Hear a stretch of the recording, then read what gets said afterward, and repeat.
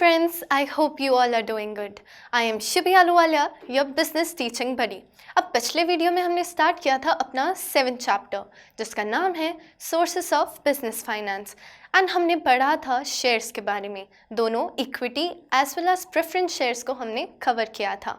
आज हम स्टार्ट करने वाले हैं डिबेंचर्स से।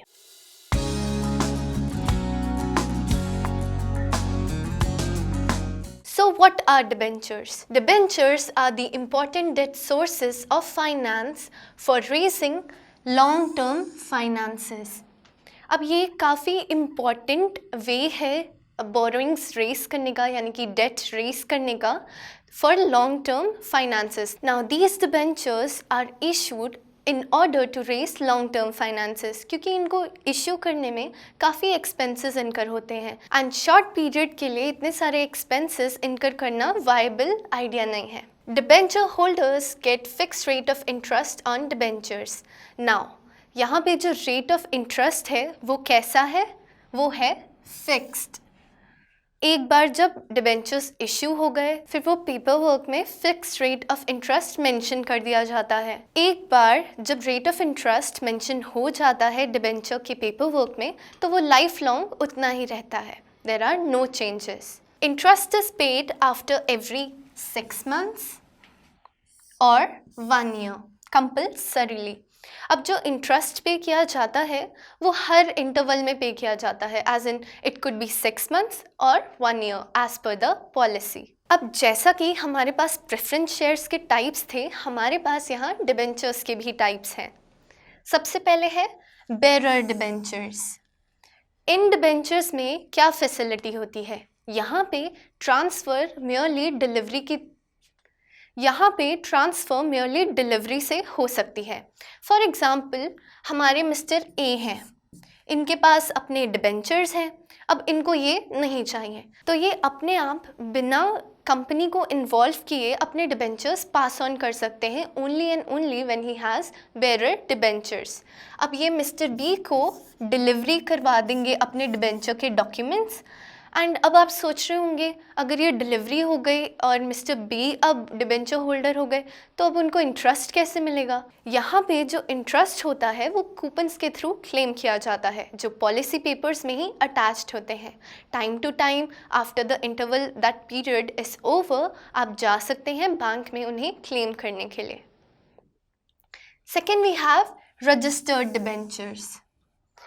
अब एज द नेम सजेस्ट ये रजिस्टर्ड होते हैं कंपनी के रिकॉर्ड्स में। यहाँ पे डिबेंचर होल्डर का नाम, एड्रेस एंड सारी वाइटल इन्फॉर्मेशन जो भी कंपनी को चाहिए होती है वो सब रजिस्टर्ड होती है।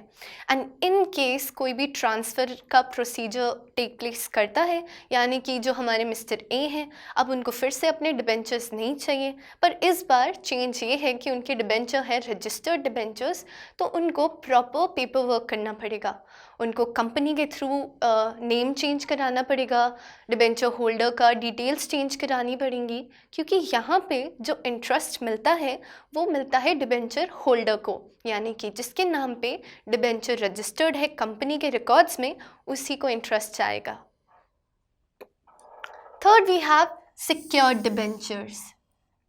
जो सिक्योर्ड डिबेंचर्स होते हैं ना उनको इशू करने के लिए जो कंपनी होती है उसको कोई ना कोई सिक्योरिटी डिपॉजिट करानी पड़ती है, यानी कि कोलैटरल जमा करना पड़ता है, उसको अपना कोई भी एसेट गिरवी रखना पड़ता है in simple words. On the other hand we have unsecured debentures. अब ये जो अनसिक्योर्ड डिबेंचर्स हैं यहाँ पे किसी भी तरह की सिक्योरिटी या कोलैटरल को देना नहीं पड़ता कंपनी को in order to issue a debenture. Fifth, we have convertible debentures. Now, these are same like convertible preference shares. वहाँ पे क्या था? वो प्रेफरेंस शेयर्स को after a certain period of time convert कर सकते हैं इक्विटी शेयर्स में। तो यहाँ पे जो डिबेंचर्स हैं उनको भी कन्वर्ट किया जा सकता है after a certain period of time in shares. अब ये जो डिबेंचर होल्डर होता है उसके ऊपर होता है, that's the option that the debenture holder has, उसकी मर्जी है। Sixth we have non convertible debentures. अब ये डिबेंचर्स हो गए ऑपोजिट ऑफ कन्वर्टेबल डिबेंचर्स। यहाँ पे कोई ऑप्शन नहीं होता उन डिबेंचर्स को शेयर्स में कन्वर्ट कराने का। Seventh we have redeemable debentures. ये वो डिबेंचर्स होते हैं जिनका capital amount after a certain period of time reimburse कर दिया जाता है डिबेंचर होल्डर्स को। यानी कि फॉर एग्जांपल हमारे मिस्टर ए, उन्होंने एज कैपिटल इन्वेस्ट किया था कंपनी में 5000 रुपीज़ एंड वो इन्वेस्ट किया था मान लीजिए 2 साल के लिए। So after that 2 year period is over उनको उनका 5000 एज इट इज़ रिटर्न कर दिया जाएगा। अब हम बात करते हैं मेरिट्स की। क्या मेरिट्स होते हैं एक डिबेंचर को इशू करने से? सबसे पहले है इन्वेस्टमेंट इज़ सेफ। अब ये मेरिट हो गया इन्वेस्टर्स के लिए, जो लोग इन्वेस्ट कर रहे हैं उनको ये बेनिफिट मिलता है। Debentures are preferred by those investors who do not want to take risk and are interested in fixed income. अब जो लोग डिबेंचर्स में इन्वेस्ट करते हैं वो जनरली वो होते हैं जो बहुत ज़्यादा रिस्क लेना पसंद नहीं करते, एज डिबेंचर में fix rate of interest after a certain and a regular period आता ही रहता है, तो जो इनकम है उसकी गारंटी है एंड वो सेफ है। Second we have more liquidity. Debentures can be easily sold as against the shares. अब जो डिबेंचर्स होते हैं वो ईज़िली सेलेबल हैं, लाइक लोग ईज़िली उन्हें ट्रांसफ़र कर सकते हैं, बहुत ज़्यादा एंड बहुत कॉम्प्लिकेटेड फॉर्मेलिटीज़ नहीं हैं। अब अगर वो रजिस्टर्ड डिबेंचर है तो कंपनी में मे बी एक एप्लीकेशन देनी पड़ती है एंड देन आप अपनी डिटेल्स चेंज करवा सकते हैं, and in case it is a bearer debenture तो आप वो आपस में ही डील करके ख़त्म कर सकते हैं। Third we have less costly. Debentures are less costly as compared to the cost of preference shares. अब जो डिबेंचर्स होते हैं उनकी कॉस्ट कम होती है प्रेफरेंस शेयर से, so they are easy to buy, like people would prefer them क्योंकि कम कॉस्ट है, फिक्स्ड इनकम है, so it is like all win win situation. Now fourth we have tax saving. ये benefit मिलता है company को। Interest on debentures is a tax deductible expense, therefore there is a tax saving. अब मान लीजिए company की earning है for this current quarter 1 lakh rupees and उसमें से उन्होंने डिबेंचर्स देने हैं। अब उसमें से उन्होंने डिबेंचर्स का इंटरेस्ट पे करना है, सो मान लीजिए वो हुआ 20,000 रुपीज़, तो जो उन्हें टैक्स देना पड़ेगा वो 1 लाख रुपीज़ पे नहीं होगा, वो होगा 80,000 रुपीज़ पे, क्योंकि जो टोटल इनकम है उसमें से डिबेंचर्स पे जो इंटरेस्ट है वो टैक्स डिडक्टेबल एक्सपेंस है, यानी कि टैक्स देने से पहले वो एक्सपेंस इनकर किया जाता है एंड वो उसमें से माइनस कर दिया जाता है, जो इनकम बचती है उस पर टैक्स पे किया जाता है। सो ऐसे टैक्स सेविंग हो जाती है। अब हम बात करते हैं लिमिटेशंस की। सबसे पहले है fixed obligation. There is a greater risk when there is no earning because interest on debentures has to be paid if the companies suffer losses. अब क्योंकि ये एक फिक्स्ड बर्डन है, एक फिक्स्ड एक्सपेंस है and for investors it is a fixed income, तो अगर चाहे मान लीजिए कंपनी लॉस भी कर रही है तो भी ये बर्डन रहेगा, यहाँ पे कोई ऑप्शन नहीं है इसको एस्केप करने का। Second we have charge on assets. The company has to mortgage its assets to issue secured debentures. अब हमने टाइप्स ऑफ डिबेंचर्स में पढ़ा कि जो सिक्योर्ड डिबेंचर्स होते हैं वो इशू किए जाते हैं सिक्योरिटी को डिपॉजिट करने के बाद, यानी कि कोलैटरल को देने के बाद। सो यहाँ पे चार्ज ऑन एसेट्स आ जाता है, जो एसेट्स होते हैं वो गिरवी हो जाते हैं, सो ये कहीं ना कहीं एक ड्रॉबैक है डिबेंचर्स का। Third we have reduction in credibility. With the new issue of debentures, the company's capability to further borrow funds reduces. अब जितने ज़्यादा डिबेंचर्स लेते जाएंगे एंड मोस्टली लोग प्रेफर करते हैं सिक्योर्ड डिबेंचर्स में इन्वेस्ट करना, तो यहाँ पे एसेट गिरवी होता गया। जितना ज़्यादा एसेट गिरवी होता जाएगा उतनी क्रेडिबिलिटी एंड कैपेबिलिटी कम होती जाती है बिजनेस की। फॉर एग्जांपल ये ले लीजिए कि आप अपने नेबर से बात कर रहे हैं, आपको कहीं ना कहीं ये पता चलता है कि उनका घर गिरवी है, तो आपके माइंड में एक उनके ऊपर ट्रस्ट इश्यू सा आ जाता है कि ऐसा उन्होंने क्या किया होगा कि उनका घर गिरवी है। ऐसे ही जब लोग इन्वेस्ट करने का सोचते हैं कंपनी में, वो कहीं ना कहीं डायलेमा में आ जाते हैं अगर उनके बहुत ज़्यादा एसेट्स गिरवी हों, because they start to think and start making assumptions कि मे बी कंपनी घाटे में जा रही है, मे बी इन्होंने कुछ गड़बड़ की है कि इनके एसेट्स गिरवी रख लिए गए, etcetera. So this is a drawback. अब हम बात करेंगे रिटेन्ड अर्निंग्स की। क्या होती हैं रिटेन्ड अर्निंग्स?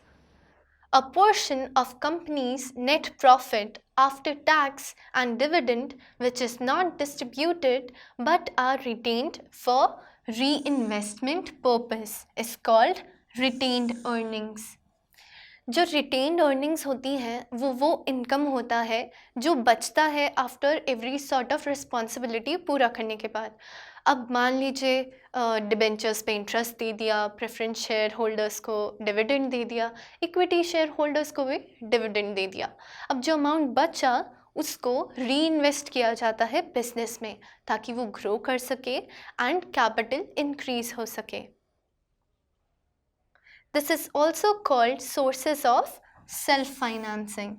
अब इसका मतलब ये हुआ अपना ही पैसा अपने ही बिजनेस में इन्वेस्ट किया, किसी से बोरो नहीं किया, किसी भी तरह का इंटरेस्ट नहीं पे करना पड़ेगा, तो इसलिए इसे कहा जाता है सेल्फ फाइनेंसिंग। अब हम बात करते हैं मेरिट्स की। सबसे पहले है हमारे पास no cost. No cost in the form of interest, dividend, advertisement and prospectus is to be incurred by the company to get it।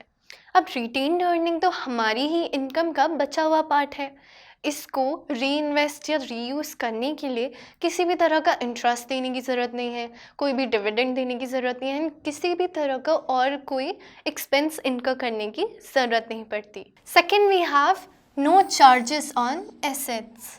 The company does not have to mortgage its assets. अब जब retained earnings again हमारी ही अपनी earnings है तो उसको reuse करने के लिए अपना कोई भी एसेट मॉर्गेज करने की ज़रूरत नहीं पड़ती। हमारी अपनी अर्निंग है, प्लान करके उसको री इन्वेस्ट करो एंड रीयूज़ करो। Third, we have growth and expansion. Growth and expansion of business is possible by reinvesting the retained earnings या retained profits। अब जो बचे हुए प्रॉफिट्स हैं उनको री इन्वेस्ट करो, री यूज़ करो एंड प्रॉपरली उनको यूज़ करो and then it could lead to proper growth and expansion. अब जो रिटेन्ड अर्निंग्स हैं उनके सिर्फ मेरिट्स नहीं हैं, उनके कुछ डीमेरिट्स भी हैं। सबसे पहले है uncertain source. It is uncertain source of fund because it is available only when profits are high। अब जब रिटेन्ड अर्निंग्स तभी होंगी जब प्रॉफिट्स हाई होंगे, क्योंकि सारी रिस्पॉन्सिबिलिटीज़ पूरी करने के बाद कुछ पैसा तो बचना चाहिए एंड वो तभी बचेगा जब एक बहुत अच्छे अमाउंट में प्रॉफिट हो। सो ये कहीं ना कहीं अनसर्टेनिटी आ जाती है, क्योंकि it is not necessary that a company earns extra ordinary amounts of profits on regular basis. ये तो बस एक ख्वाब हो गया। Second, we have dissatisfaction among shareholders। Retained profits cause dissatisfaction among the shareholders because they get low dividend। अब retained earnings कैसे निकलती हैं? कम से कम डिविडेंड्स देके। अब जो डिबेंचर होल्डर्स हैं उनका जो इंटरेस्ट है वो तो फिक्स्ड है, जितना अमाउंट डिसाइडेड है उतना उनको देना ही पड़ेगा। Then comes the preference share holders. अब उनका भी कहीं ना कहीं डिसाइडेड सा फिक्स सा अमाउंट होता है, सो वो भी देना ही देना पड़ेगा। बचे कौन? बचे हमारे बेचारे इक्विटी शेयर होल्डर्स। उनका डिविडेंड वेरी कर सकता है, कंपनी के हाथ में ये पावर्स हैं।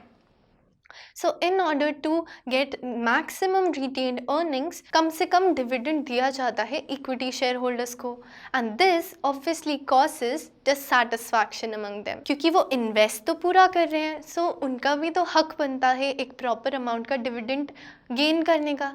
पर अगर कंपनी डिसाइड करती है कि उसको इतने % रिटेन्ड अर्निंग्स चाहिए ही चाहिए, तो उसके पास भी कोई और ऑप्शन नहीं बचता इक्विटी शेयर होल्डर्स का डिविडेंड कम करने के अलावा। अब हम बात करेंगे पब्लिक डिपॉजिट्स की। The deposits that are raised by company direct from the public are known as public deposits.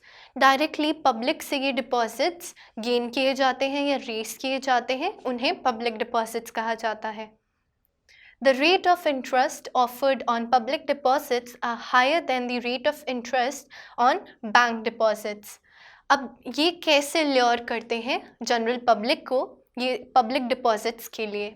वो ज़्यादा से ज़्यादा रेट ऑफ इंटरेस्ट देते हैं as compare to the bank deposits. अब एक इंसान नॉर्मल सेविंग्स अकाउंट खोलता है, थोड़ी बहुत ही जो भी उसकी सेविंग्स होती है उस पर बहुत कम उसको इंटरेस्ट मिलता है, बट इन केस वो पब्लिक डिपॉजिट्स में इन्वेस्ट करता है तो उसको एक अच्छा खासा हाई रेट ऑफ इंटरेस्ट मिलता है उस पर। This is regulated by the RBI and cannot exceed 25% of the share capital and reserves. Now this is something on which people trust because this is regulated and managed by the RBI, हमारा Reserve Bank of India, the Apex Bank in India. And it cannot exceed the 25% of the share capital as well as the reserves. अब ये 25% जो होता है share capital का as well as reserves का, इससे ज़्यादा हो ही नहीं सकता। ये RBI की गाइडलाइन है। अब हम बात करें पब्लिक डिपॉजिट्स के मेरिट्स की, तो सबसे पहले है हमारे पास no charge on assets. Now this point is very much similar, actually exactly same to the preference shares, क्योंकि preference shares जब इशू करने होते हैं तो किसी भी तरह का एसेट पे कोई चार्ज नहीं पड़ता। Now this again is same with the equity shares, क्योंकि यहाँ पे पब्लिक से एक्सपेक्ट किया जाता है कि वो कंपनी को ट्रस्ट करती हैं। The company does not have to mortgage its assets. किसी भी तरह के एसेट्स को मॉर्गेज करने की ज़रूरत नहीं है। इन शॉर्ट कोई भी एसेट गिरवी करने की नीड नहीं है। Second we have tax saving. Interest paid on public deposits is tax deductible, hence there is tax saving. अब ये पॉइंट हमारा सिमिलर है डिबेंचर्स के मेरिट्स जैसा। ये बेनिफिट मिलता है कंपनी को क्योंकि यहाँ पे भी जब इंटरेस्ट पे किया जाता है तो वो टोटल इनकम से डिडक्ट होता है एंड वो एक्सपेंस पहले ही डिडक्ट हो जाता है टैक्स पे करने से पहले, सो टैक्स कम पे करना पड़ता है comparatively. Third we have simple procedure. The procedure for obtaining public deposits is simpler than shares and debenture. यहाँ पे आरबीआई गवर्न करती है, उसके रूल्स रेगुलेशंस एंड गाइडलाइंस को फॉलो किया जाता है। सो यहाँ पे प्रोसीजर काफ़ी simplified and something on which general public can trust on, क्योंकि आरबीआई की क्रेडिबिलिटी बहुत ज़्यादा है। People can actually blindly trust them. So यहाँ पे जो प्रोसीजर है वो काफ़ी सिंपल है बिकॉज आरबीआई यहाँ पे मॉनिटर करता रहता है एंड पब्लिक को बहुत ज़्यादा दिक्कत फेस नहीं करनी पड़ती। Fourth we have control. They do not have voting right, therefore the control of the company is not diluted. अब जो पब्लिक डिपॉजिट्स के होल्डर्स होते हैं उनको किसी भी तरह का managerial right as well as कोई भी वोटिंग राइट नहीं मिलता है। ये राइट्स सिर्फ और सिर्फ इक्विटी शेयर होल्डर्स के पास होते हैं and in certain cases preference share holders के पास। सो यहाँ पे कहीं भी कोई भी राइट्स या मैनेजरियल अथॉरिटी डाइल्यूट नहीं होती। अब हम लिमिटेशंस की बात करें तो सबसे पहले है for short term finance. The maturity period is short. The company cannot depend on them for long run. जो पब्लिक डिपॉजिट्स इशू किए जाते हैं वो बहुत ज़्यादा लंबे टाइम के लिए नहीं किए जाते, उनका मैच्योरिटी पीरियड काफ़ी शॉर्ट होता है। लाइक मान लीजिए हद से हद 1 साल या 1.5 साल, इससे ज़्यादा टाइम के लिए कंपनी डिपेंड नहीं कर सकती है इन पब्लिक डिपॉजिट्स पे। Second we have limited fund. The quantum of public deposit is limited because of legal restrictions of 25% of share capital and free reserves. अब यहाँ पे RBI के गाइडलाइंस इन वर्क हो जाते हैं. जो 25% की लीगल रिस्ट्रिक्शन है उसकी वजह से बहुत ज़्यादा फंड्स रेज नहीं कर सकती एक कंपनी, बिकॉज इन केस वो करती है तो that would be violation of RBI guidelines and then RBI can take certain action against them which won't obviously be something good. इसलिए उनकी गाइडलाइंस फॉलो करते हुए, लीगल रेस्ट्रिक्शंस के अंडर काम करते हुए यहाँ पे एक कंपनी लिमिटेड फंड्स ही रेज कर सकती है. Third we have not suitable for new company. New company generally find difficulty to raise funds through public deposits. Public आपकी कंपनी में इन्वेस्ट तभी करती है जब आपकी कोई क्रेडिबिलिटी होती है मार्केट में, आपका अच्छा खासा रेप्यूटेशन है, गुडविल है, तभी people trust you with their money. अब कोई भी न्यू कंपनी है जो अभी अभी स्टार्ट हुई है या मे बी 1-2 साल पहले ही स्टार्ट हुई है, तो उसकी बहुत ज़्यादा क्रेडिबिलिटी या गुडविल होती नहीं है जनरली मार्केट में. और अगर इन केस है तो it is well and good, आप पब्लिक डिपॉजिट्स के लिए जा सकते हैं. But otherwise public deposits is not a good option for new companies, क्योंकि आप प्रॉस्पेक्टस तो जारी कर देंगे, आप इनविटेशन तो भेज देंगे पब्लिक को कि आप हमें इन्वेस्ट करें, but public won't take it seriously because the public won't trust you. Now we have another source of finance which is called special financial institutions. अब ये स्पेशल फाइनेंशियल इंस्टीट्यूशंस टर्म से हमें क्या समझ में आ रहा है? कोई डिफरेंट, कोई यूनिक फाइनेंशियल इंस्टीट्यूशन है जो हेल्प करता है फंड्स रेस करने में. In order to meet the deficit in the finances, loans for short term as well as long term are taken from financial institutions. यहाँ पे जो डेफिसिट होता है long term loans and short term loans से, जो deficit होता है long term loans में एंड शॉर्ट टर्म लोन्स में, वो ये फाइनेंशियल इंस्टीट्यूशंस हेल्प करती हैं पूरा करने में. अब इन फाइनेंशियल इंस्टीट्यूशंस के एग्जांपल्स क्या हैं? सबसे पहले है the industrial financial corporation of India, IFCI. अब ये ऑर्गेनाइजेशन है जो हेल्प करती है फंड्स रेस करने में कंपनी को. Like they are different from bank but they actually work like a bank. Now this institution IFCI was established in 1948 in order to help the deficits in the economy. दूसरा example है the state finance corporation and the third one we have is the national industrial development corporation. अब ये different institutions setup किए गए हैं different purposes से लोगों को हेल्प करने के लिए. फॉर एग्जांपल जो स्टेट फाइनेंस कॉरपोरेशन है वो मे बी एक पर्टिकुलर स्टेट में इस्टेब्लिश्ड है, लाइक हर स्टेट की अलग है, वो उस स्टेट में लोगों को फाइनेंसेस में हेल्प करती हैं. And the other one the national industrial development corporation, ये इंडस्ट्रीज़ की डेवलपमेंट में हेल्प करती हैं ऑन अ नेशनल लेवल. ये कोई भी तरह का बायस एंड डिस्पैरिटी नहीं है बिटवीन द स्टेट्स, यहाँ पे हेल्प किया जाता है टू द कंप्लीट नेशन. अब है हमारे पास trade credit. It refers to the credit facility which is extended by one businessman to another for purchase of goods and services. अब जो ट्रेड क्रेडिट है ये पर्सनल लेवल पे बात आ गई, जब एक बिजनेसमैन दूसरे बिजनेसमैन को पर्सनली हेल्प करता है गुड्स एंड सर्विसेज परचेज करने के लिए. Duration of this source of finance depend on the discretion of the seller. अब यहाँ पे जो ड्यूरेशन है वो कैसे डिसाइड होती है? ये कम्प्लीटली डिस्क्रिशन है उस पर्सन की जो यहाँ पे क्रेडिट प्रोवाइड कर रहा है. अगर वो चाहे तो वो 1 हफ्ते का time they, but may be अगर वो पर्सन उसका दोस्त हो तो वो 6 मंथ्स का भी टाइम दे सकता है. वो कम्प्लीटली सेलर पे डिपेंडेंट है. With this guys this video comes to an end. Until next time keep revising.